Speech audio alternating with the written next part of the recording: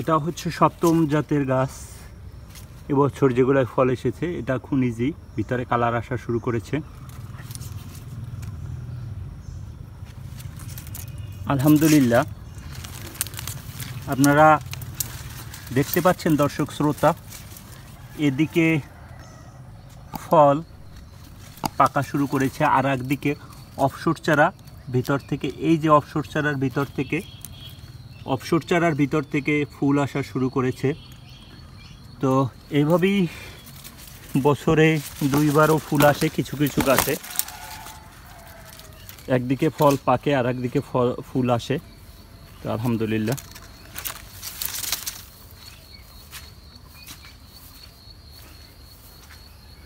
মূলত বর্ষা মৌসুমে যে ফুলগুলো আসে সেগুলো টেকানো অনেকটা কঠিন এবং পরাগায়নটা হতে চায় না। আপনারা যে ফুলটা দেখছেন ওইটা এখন পরাগায়ন করলেও বৃষ্টির পানিতে ধুয়ে যাবে, ওটা টিকবে না। তো বাংলাদেশের আবহাওয়ায় একবারই ফল সংগ্রহ করা সম্ভব, আসলে দুইবার ফুল আসলেও সেটা সংগ্রহ করা বা টেকানো সম্ভব না। আর সামনে আমি যেটা সামনে যাচ্ছি সেটা আর একটা গাছ আছে তিউনিসিয়া, সেটার খেজুরটা একটু ছোট তুলনামূলক, বীজটাও ছোট, এত ছোট বীজ কালার আসা শুরু করেছে। কি এদিকে দেখতে পাচ্ছেন যেভাবে ফলের ভিতরে, আপনাদের যদি আমি দেখানোর চেষ্টা করি, এটা কাঁচা অবস্থায় মিষ্টি আলহামদুলিল্লাহ। আমি যদি খাই, বিসমিল্লাহির রহমানির রহিম,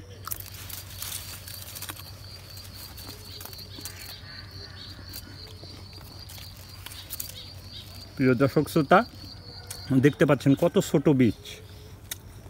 তো আর এটা কাঁচা সবুজ অবস্থায়ও মিষ্টি। এই খেজুরটার বৈশিষ্ট্য টোটালি আলাদা আলহামদুলিল্লাহ। তো প্রত্যেকটা জাতি আলাদা আলাদা বৈশিষ্ট্য থাকে, আলাদা আলাদা স্বাদ থাকে, সেইভাবে আমরা পরিচর্যা করার চেষ্টা করি এবং সময় উপযোগী করে তাদেরকে তৈরি করার চেষ্টা করি।